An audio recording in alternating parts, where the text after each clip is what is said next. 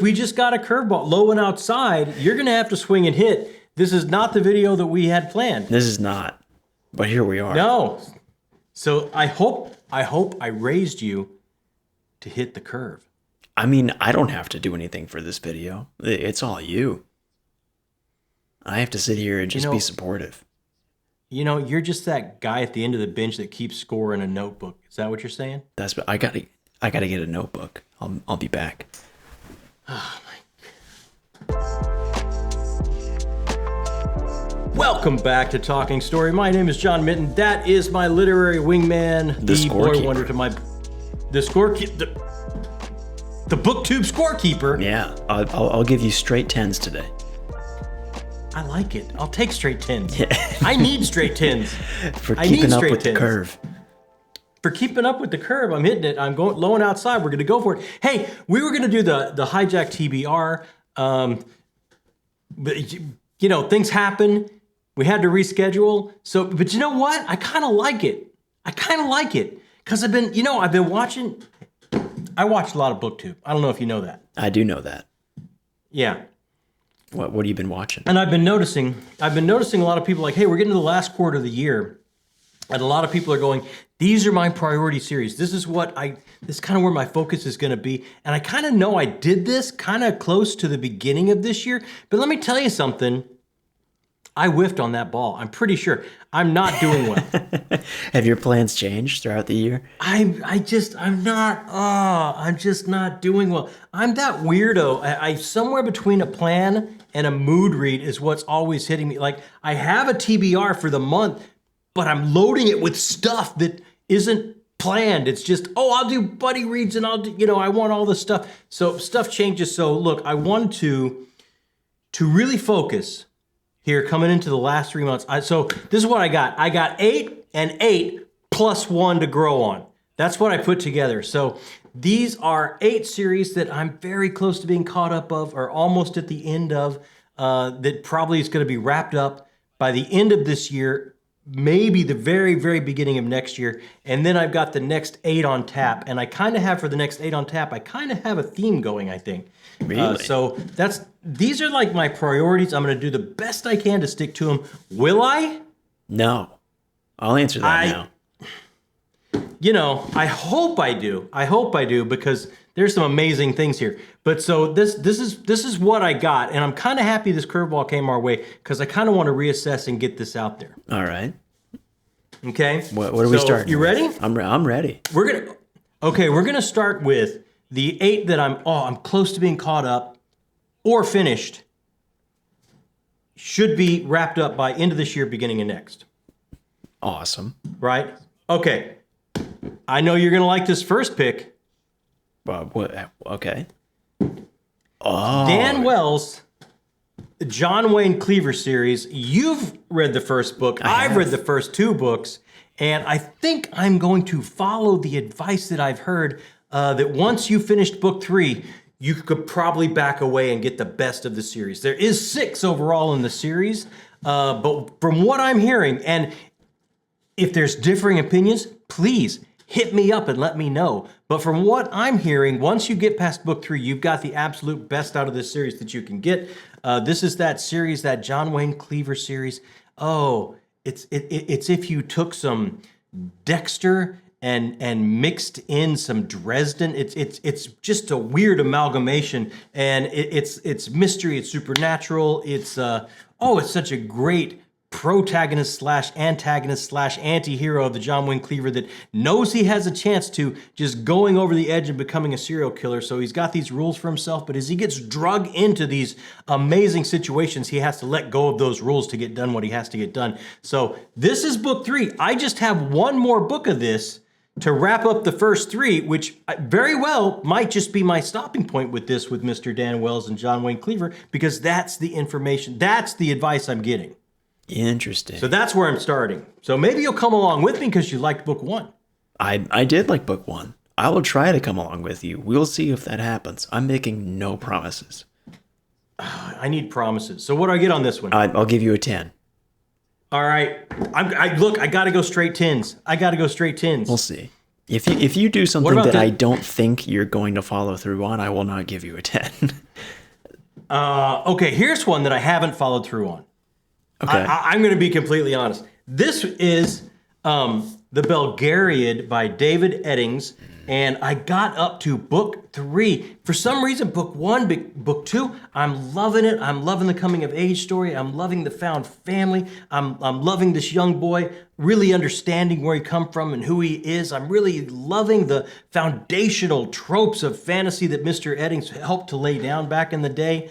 This is one of those foundational series, and just for some reason, I got that wide-eyed kid in the candy store problem. I got that, you know what, there's too many great things in this buffet line.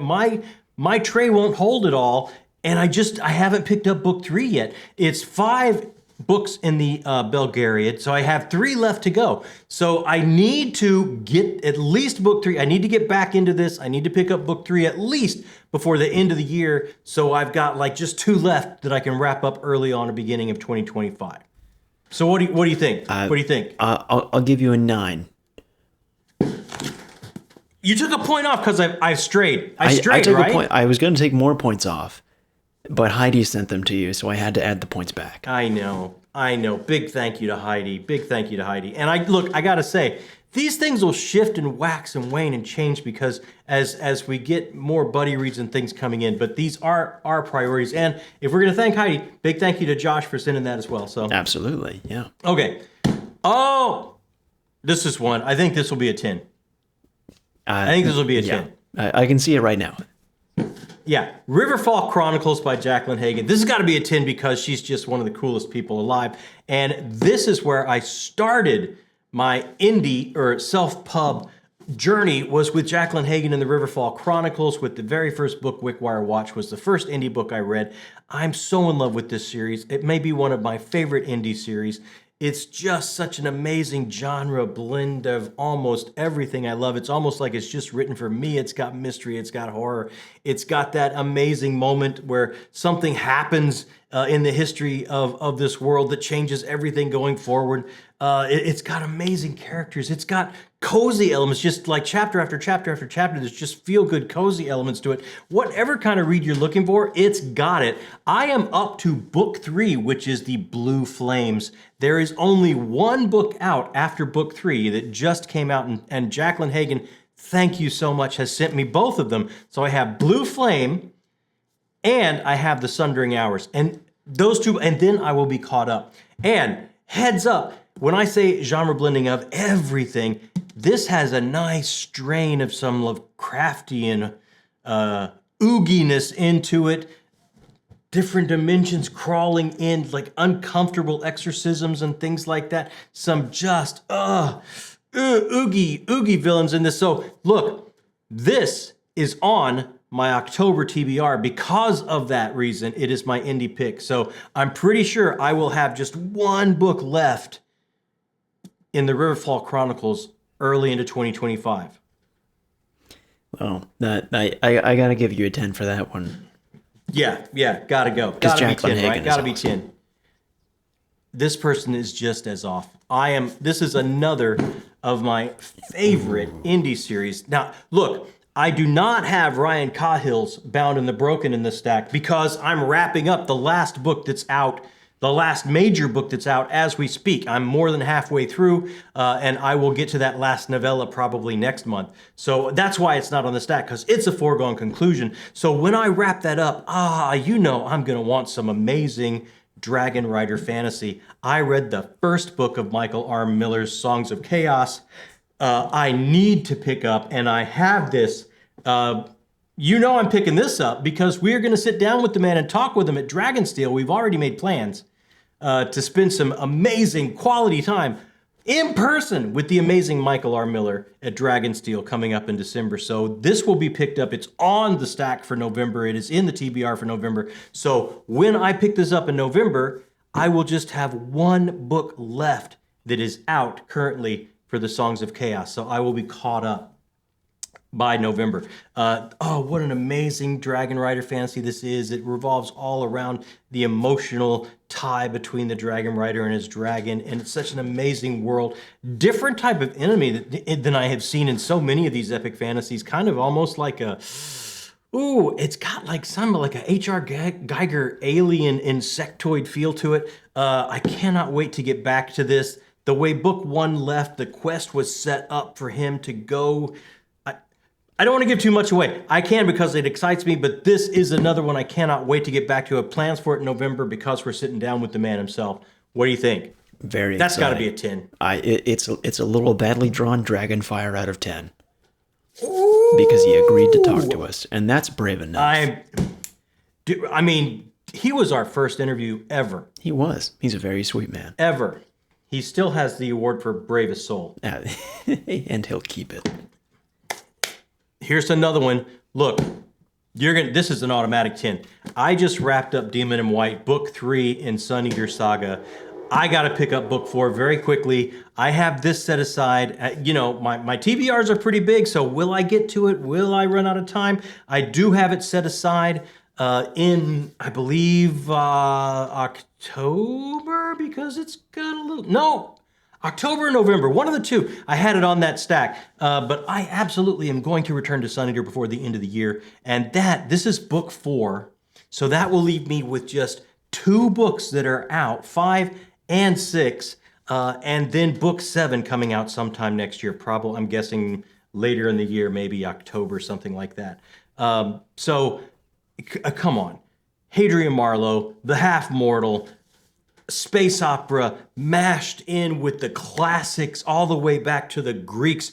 A good dash of HPL, Mr. Lovecraft himself in there. So much of the Roman Empire, just a nice overlay of what's going on here. This has everything you want in a space opera. It is absolutely amazing, and just an amazing philosophical, intellectual level from a student of the classics that runs all the way through and takes us back to where we started as a culture with stories all the way to the far-flung future.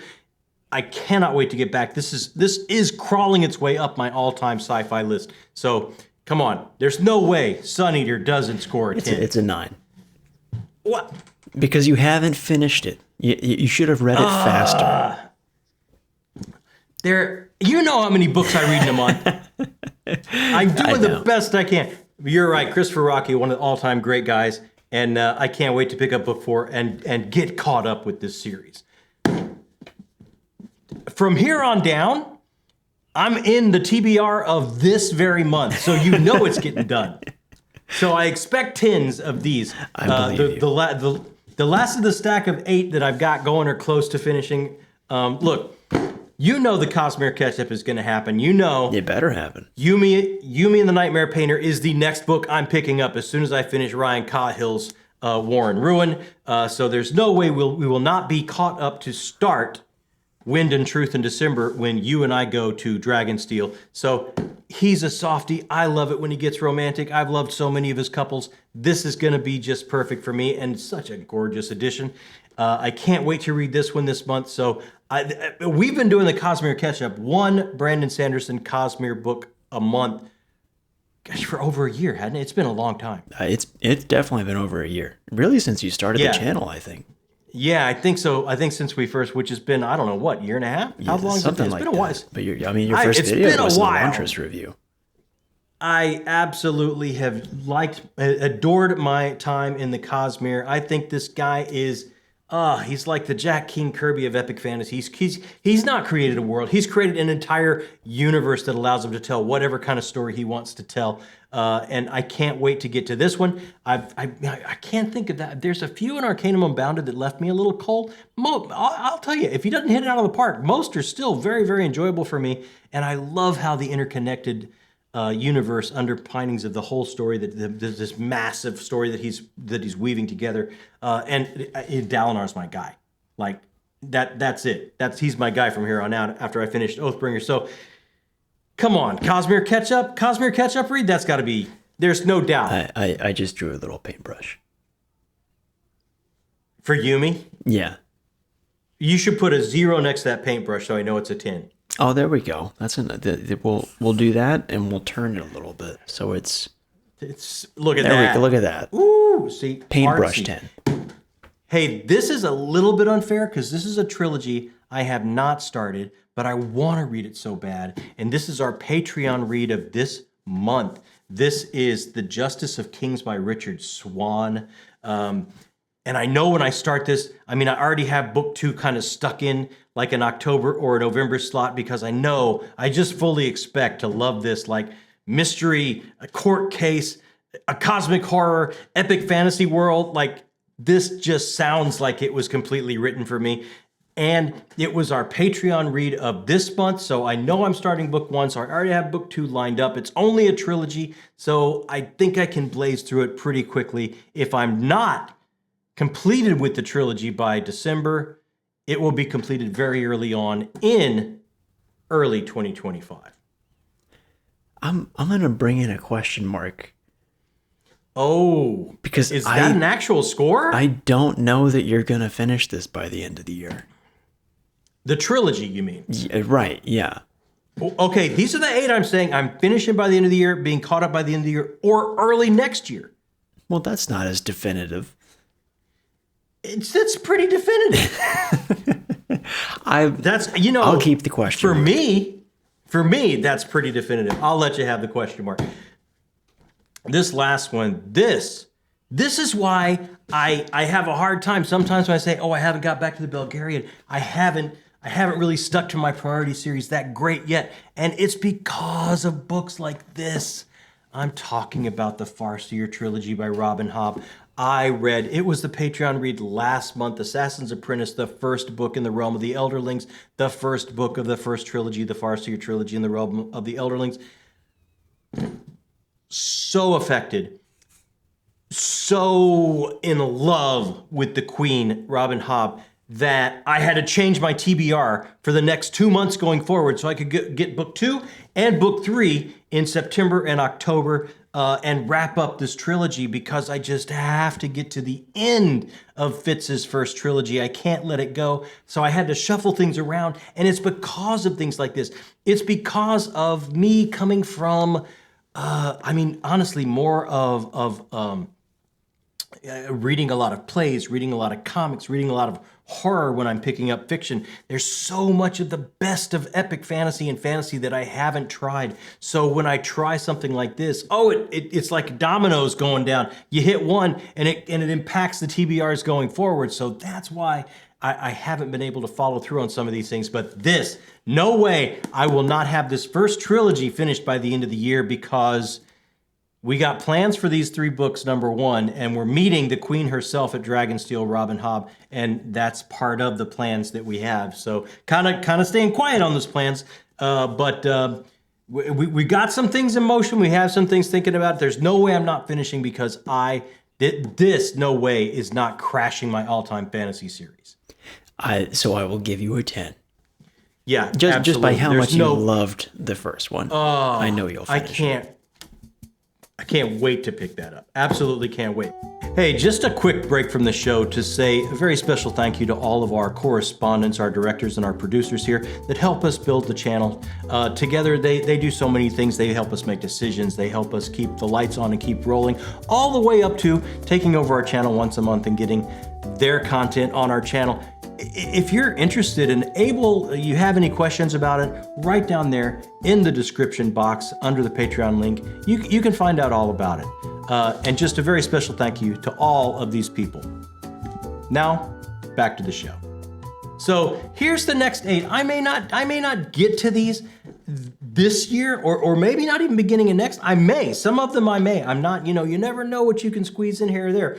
But coming up into 2025, these are the 8, and one to grow on that I'll cover when we get down there, that I'm absolutely continuing or starting. These are my priority series that I have to do, and there's no way I won't because a lot of them are attached to some buddy reads and things like that.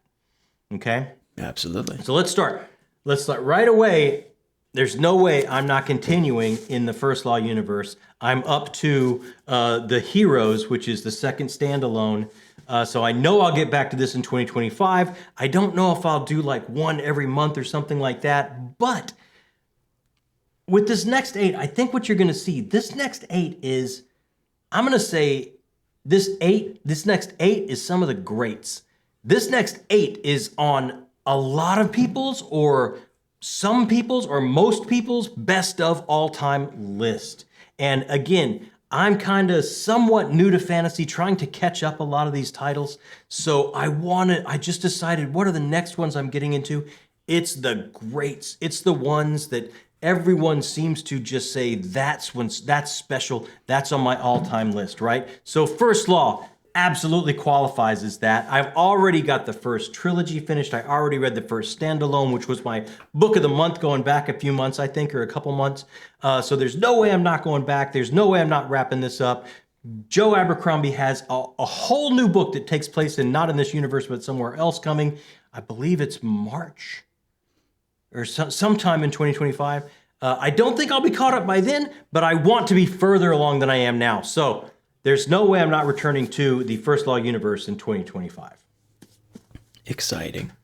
I will give you a 10 with a bloody knife for the 1. Yes, I like that one. Hey, this is happening because this is attached to a major buddy read that we're putting together. I'm talking about The Wars of Light and Shadow, written by Janny Wirtz.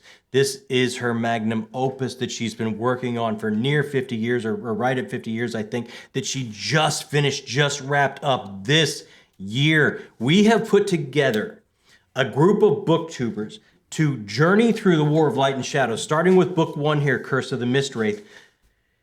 In January, we're going to do one of these books every other month because, as everything Janny writes, the prose is purposeful and meaningful, and it's just not something you can skim. You have to let it cover you like a blanket and sink in a little bit. Takes a little bit of extra time, takes a little bit of extra focus, which I love. So we're going to give ourselves a little bit of extra time, not one every month, one every other month. But what I can tell you is, and I'm not going to let all the cat out of the bag right now. But what I can tell you about this buddy read we have put together starting in January, we're going to have perspectives from men, from women. We're going to have perspectives from Americans, perspectives from international booktubers. I've got a group of 6 to 7 coming together that internationally, men, women, it's going to be an absolute great smorgasbord of ideas and views and how it hits different people from different places that will have different walks of life. It's not just a couple people that have had the same experience. I really want to see how this philosophical, spiritual, huge epic fantasy that Dr. Chase says is one of the most amazing literary journeys he's taken of his whole life, possibly, hits all different kind of people from all different walks of life and all different places on the globe. So I kind of had that in mind when I put this group together. And if that's not enough, Janny Wirtz herself is going to join us for discussions. I don't know if she'll be able to join us for every book, but she will be able to join us here and there. Probably for sure the first book, and then we'll see how quickly we can get her back again, because I know she's a busy person. But there's no way this isn't happening. That's all set to start in January. If you want to come and read along with us so you can watch the lives and take this journey with this international group of booktubers, get your Curse of the Mistwraith now and get ready for January. And you're doing a novella as well to start things off in December, right? There is a novella that she said I could kick it off, and I'm doing that in December just to get primed and get ready. She said that can come before everything. Okay. And that is called The Gallant, I believe. Okay. So, that's happening. It gets an infinity out of 10. Yeah, we've been putting this together for a while, and she is one of the best. Look, I had this planned for this month. I was supposed to be starting this book this month. This is The Shadow of the Gods by John Gwynne. This is his Bloodsworn trilogy. The final book is coming out, I believe, soon. October, I believe. I wanted to be ready for the book 3 to come out, but the Queen herself crashed my TBR, so I had to push this down a little bit. It's not going to be pushed down for long because I haven't experienced John Gwynne. He's on so many people's best of list, all-time list. Again, this is greats, 8 of the greats, and Bloodsworn Saga is where I want to start because it is just a trilogy and I can fit it in. The one that starts with Malice, that one I believe has 4, 2, 3. Yeah, I think that's 4. So this may be a little bit quicker read, a little bit later of some of his later work. So I'm going to start with this. I'm going to start with this as soon as I can because I already had to push it down a ways. And I felt bad about doing that, but, blame Robin Hobb. And that's why you get a 9. Yeah, okay, all right. I did. How dare Hey, you. I think this is going to make some people happy. I've got some commenters that saying, pick up this book, over and over again. And Dr. Chase saying it's one of the best.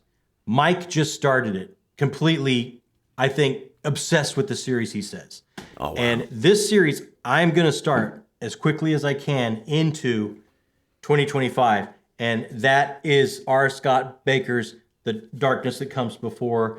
The Aspect Emperor is the second. I think it's the Prince of Nothing trilogy that starts it. It's a trilogy and then a tetralogy that comes after that. But whatever it is, I can't wait to get it. Everything I hear gives me such FOMO. I can't wait to start this. And I've got so many commenters saying this is going to be, we know what you like, and this is going to be, you're going to be all in on this like immediately.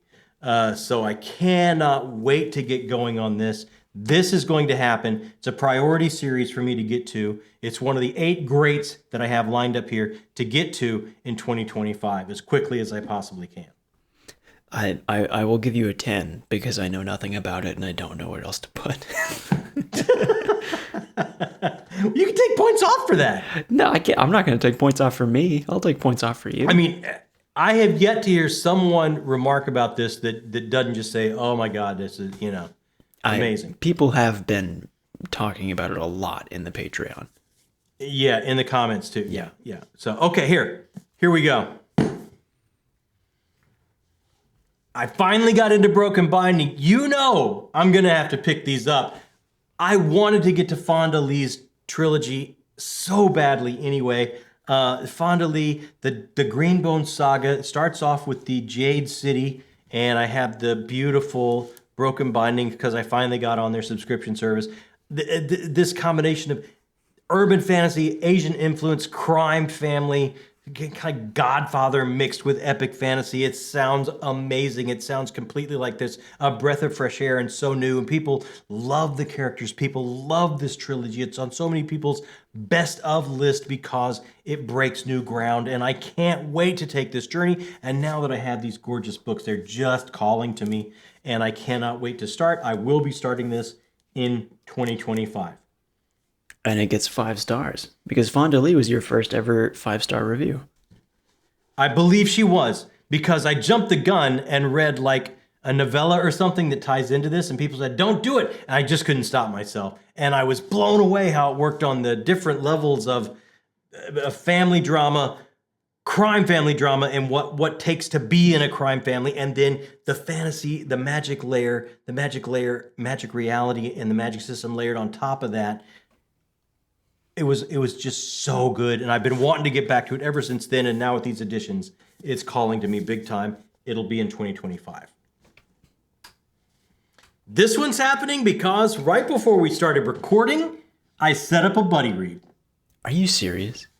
You know how I love me some buddy reads. You already have so many going on right now. There's no such thing as enough buddy reads. Hey, look, we started 2024 with a buddy read with my buddy Josh Red Fury, right? Mm-hmm. Doing Brian Lee Durfee's series.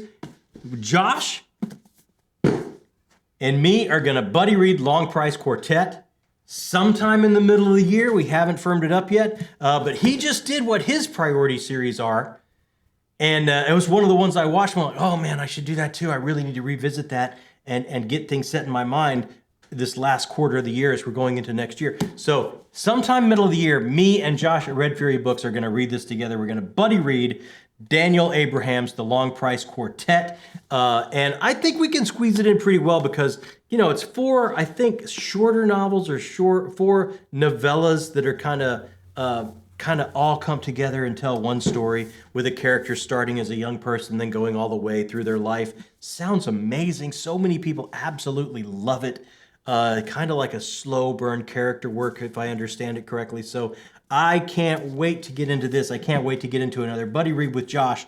I think we need a buddy read with Josh every year. We did Brian Lee Durfee's 5 Warrior Angels in 2024. 2025 is a Long Price Quartet. We need every year We need to do a buddy read with Red Fury. That is probably true. There's no such thing as too much Josh in your life. There is no such thing. There's only not enough Josh. That's a thing. Which is why it gets a 10 with a little suit and tie at the bottom, because he's the most well-dressed man on BookTube. He does like to break out that tux. He looks great.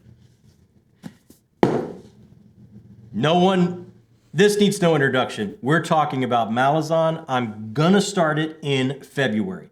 I initially said that I'm going to do War of Light and Shadow and then Malazan and alternate them. Now, I have been advised, and I think I'm going to take the advice, that I'm not going to do a Malazan book every other month. I might need some more space between them. But I'm definitely still following the setup with myself that I was going to start War of Light and Shadow in January and start Gardens of the Moon by Steven Erikson and get into Malazan in February. And then kind of see how quickly that next book calls to me, how quickly I get back to it. But no doubt, this is one of the greats in the genre that I hear so many amazing things about from everybody. I cannot wait to do this. I can't wait to get my take on this. It's a little bit daunting because people say people say it's a tough read, it's a dense read, you need a protractor to get through it. I don't know. I can't wait to see what my take on it is. I can't wait to get into it. When people have so many differing opinions like that, I usually find it's because the artist is really stretched themselves and tried to find some new territory and tried to do some different things. And that always just excites me so much. So I hear just emotionally and the philosophy of this is just amazing. It just sounds like it's just for me. You know me. It sounds like this is for me. There's no way this wouldn't be considered one of the greats. I will start Gardens of the Moon February 2025. And it gets a 10 because with how much it's been requested, I think if I put anything else, it would be a riot in the comments. Absolutely. Here's another one that is just as much requested, and I got to get to it because this was the main inspiration on my number one series of all time. My number one series of all time is A Game of Thrones, Song of Ice and Fire. This is supposed to be one of the main inspirations of that series that George R. R. Martin took. I'm talking about Memory, Sorrow, and Thorn that starts off with The Dragonbone Chair by Tad Williams. I have read some Tad Williams. I have read all the Bobby Dollar books. I have read all the other Land books. I have not read his epic fantasy, Memory, Sorrow, and Thorn.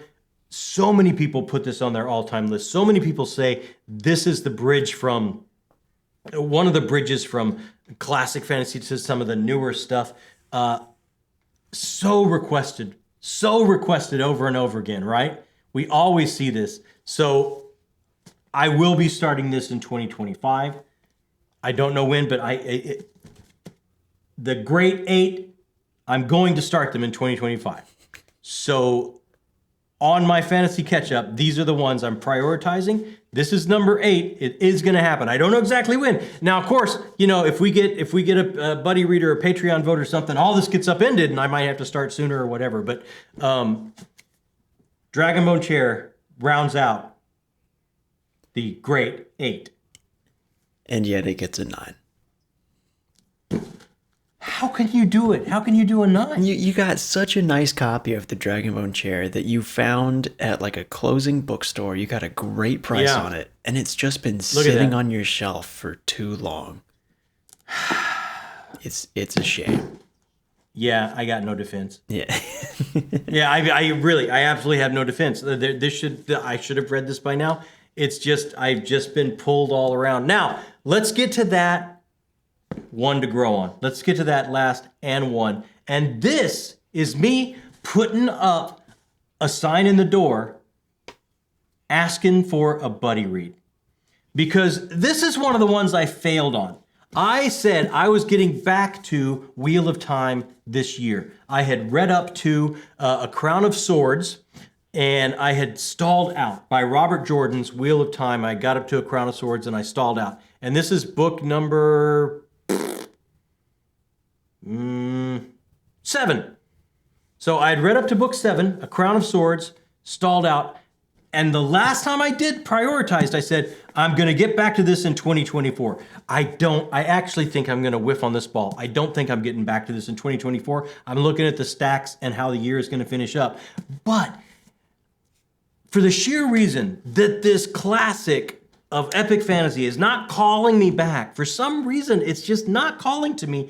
I'm putting a sign up, help wanted. If you're out there in BookTube, and this is one of your favorite series, and you know this series inside and out, and you could join me at book 7 and read along with me and help me graft off of your love for this series and get called back through your enthusiasm, hit me up in comments and let me know. We'll set up a buddy read, and that will push me over the edge to get back into Wheel of Time in 2025. What do you think of that? You're not reading that book in 2025. I don't think so. People may have something to say about that. Well, this was the one to grow on, so, there's that one extra. We'll see. I wish you the best of luck. I truly hope you get back to it. I don't think you're gonna. We'll see. Help wanted. Help wanted. Someone get in the comments and make me wrong. Help them out. Okay, there we go. You know what? Just hit us up in the comments and let us know what your priorities are, what you think of these priorities, if you can come on board to the Help Wanted. We love comments. It's the whole reason why we started this channel. We're going to answer them as quickly as we can because we love books. We love to talk to people who love books and love the kind of books that we love. So just leave a comment. And hey, while you're down there, that little thumbs up button. Come on, hey, hit that thumbs up button. Helps us do everything. Helps us meet more people. Helps us grow. Helps the channel. It's a great way to support the channel. Just a low-stress way to support the channel. A great way to support the channel because it's just so easy. Just a little thumbs up button, a click, and you're doing a world of good for us. And also, while you're down there, and another amazing way to support the channel, this makes the wheels go on this wagon, is, maybe you're just stopping by to see what these series are that I'm prioritized. Maybe you've never been here before. Maybe you've been here a time or two and you haven't hit that subscribe button. You weren't sure, but then you're like, okay, well, if he's catching up on fantasy and he hadn't got into the great 8, I want to see his journey into the great 8 that he's just prioritized here. Hey, hit that subscribe button. Hit that. It takes no time at all. Boop, it's a microsecond and you're subscribed. You can hang out with us all the time. And the amazing thing is, and this is absolutely proven, that when you hit that, you get a little, it feels good. You get a feeling. What feeling might that be? Well, it kind of comes, it's bubbly. It kind of comes up and it's like, I've just joined a group that I feel special about. I feel part of, and it's like I get a little what's that word? I get a little I'm with you. Yeah. You get a tingle. And you lost me. No, you get a tingle. Absolutely. Absolutely. From the soles of your feet all the way up to the top of your scalp, it's going to travel when you hit that subscription button, get a little bit of a tingle. It's just false advertising. There's so many people that say it's true. It's science. It's absolutely proven science, and it's true. It's not proven science because there is not a peer-reviewed paper yet. You know what? There's going to be one. If there becomes one, I'll give it up. But it's not here yet. Well, it is coming. Hey, everyone, thank you so much. This was important to me. I really feel good about getting these. I'm going to put these in a special place. I'm putting the Great 8 in a special place in the studio. So as I'm putting TBRs together into 2025, I'm pulling off of this stack of the Great 8. This is what's prioritized. This is what's coming your way and our way into the new year. And we kind of saw what we're going to be wrapping up this year with and a little bit into next year probably as well. So let us know your thoughts. Can't wait to hear from you. What are you have a lot of plans? I want to read Mistwraith. So you're on board January. By the end of the year, I would like. This is huge. Here's my great 2. I'll have a much shorter list than you. Okay. By the end of the year, the terrific 2. The terrific 2. I would like to start Sun Eater. Oh, that's a good one for you. And by the beginning of next year, I would like to start War of Light and Shadow. I would say those are probably two really great ones. And then I will alternate through the year. I like it. I think this is great. I'm excited for you. I'm very excited. These are two series that I think are going to just really hit for you. They really, their writing speaks to me, I think. Yeah. I can't wait. You're very methodical. This prose is going to really, I don't like the quick, to the point, Snickers bar type writing. I love sitting there dissecting stuff. That's my jam. I can't wait. You like the full meal. This will be a full meal. Yeah, exactly. Absolutely. All right. Hey, thanks so much, everyone. If you're still around, that means you're book people. And in my book, that makes you the best people. My name is John Minton, and that has been Gianni Rocchio. I'll combine the two. The terrific two. Wow, I'm going to give it to you because they are two of the nicest people I've met in a good long while. You look disappointed for a second, though. I am a little bit. Christopher Wirtz, Gianni Rocchio. I thought Gianni Rocchio sounded a little better. That does have a zing. It has a zing to it. It does. Thanks so much for joining us here on Talking Story.